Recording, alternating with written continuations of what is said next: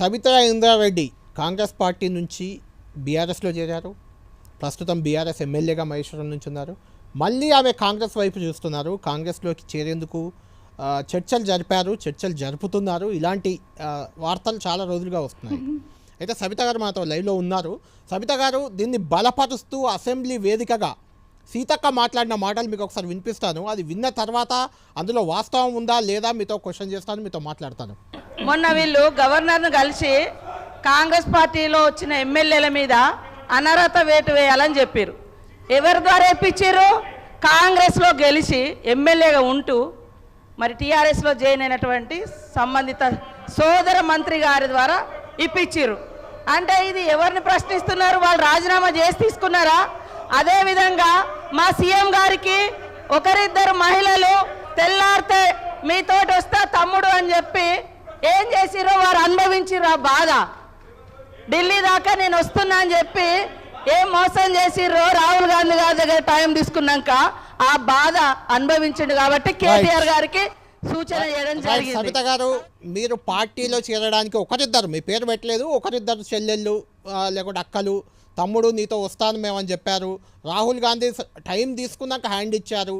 అంటే ఈ వ్యాఖ్యలు వింటే ఖచ్చితంగా అది సబితా సునీత లక్ష్మారెడ్డి అనే రకమైన చర్చ బయట జరగడానికి ఆస్కారం అయితే ఉంది. మీతో అలాంటి చర్చలు ఏమైనా జరిగాయా? మీరు చేరతా అని రేవంత్ రెడ్డి గారికి చెప్పి చేరకుండా హ్యాండ్ ఇచ్చారా? అదే ఈ అసహనానికి అసెంబ్లీలో జరిగిన ఈ చర్చకు కారణమా? ఇప్పటికీ చాలాసార్లు చెప్పామండి. వేదికల మీద చెప్పాము, టీవీల ముందు చెప్పాము. పార్టీ మారే ఆలోచన లేదు అని నేను చెప్పాను, మా బాబు చెప్పాడు గెలిచినప్పటి నుండి. ఇంకొక మాట, సీతక్క గారు మాట్లాడుతూ గవర్నర్ గారి దగ్గరికి పోయినప్పుడు మాతో ఏదో లెటర్ ఇప్పించారు, మాకేం రైట్ ఉందన్నట్టు మాట్లాడారు. నేను ఇప్పుడు బీఆర్ఎస్ పార్టీ తరఫున గెలిచిన ఎమ్మెల్యేనండి.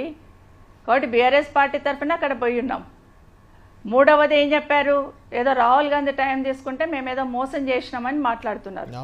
రాహుల్ గాంధీ గారి టైం తీసుకున్నది ఇప్పుడు కాదండి, 2018లో మా అబ్బాయి మా కోడలు పోయి రేవంత్ రెడ్డి గారికి మేము ఇట్లా వెళ్ళిపోతున్నామని చెప్పడానికి పోయినప్పుడు రాహుల్ గాంధీ టైం తీసుకుంటాను అని చెప్పి మార్నింగ్ టీవీలలో వస్తూ ఉంటే టైం తీసుకున్నావా, తీసుకుంటే ఏసీ నుండి నాకు ఫోన్ వస్తుంది కానీ మా తమ్ముడిని అడిగాను రేవంత్ రెడ్డి గారిని.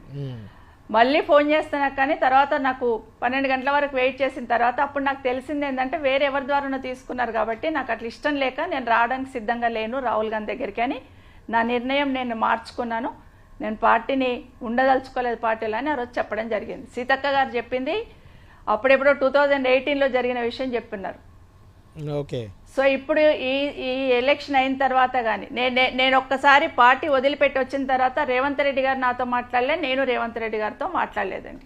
రైట్. దీనికే కంటిన్యూటీగా పార్టీ విలీనం అయిపోతుంది.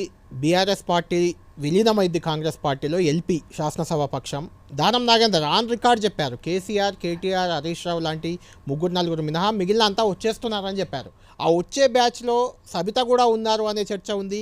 విలీనం కావాలంటే ఖచ్చితంగా వీళ్ళంతా వెళ్ళాలి. మీ అంచనా ఏంటి? విలీనం అయ్యే అవకాశం ఉందా లేదా? మీరు మీ అంతలా కాదండి మీ అంతలో మీరే ఎవరో చెప్పిండని దాన్ని విలీనం చేసుకుంటున్నారు కాబట్టి సబిత కూడా వస్తుంది, సబితమ్మ కూడా వస్తుంది అంటే అది కరెక్ట్ కాదు. మేము ప్రతిసారి చెప్తున్నాం మాకు అట్లాంటి ఆలోచన లేదు అని చెప్పాం.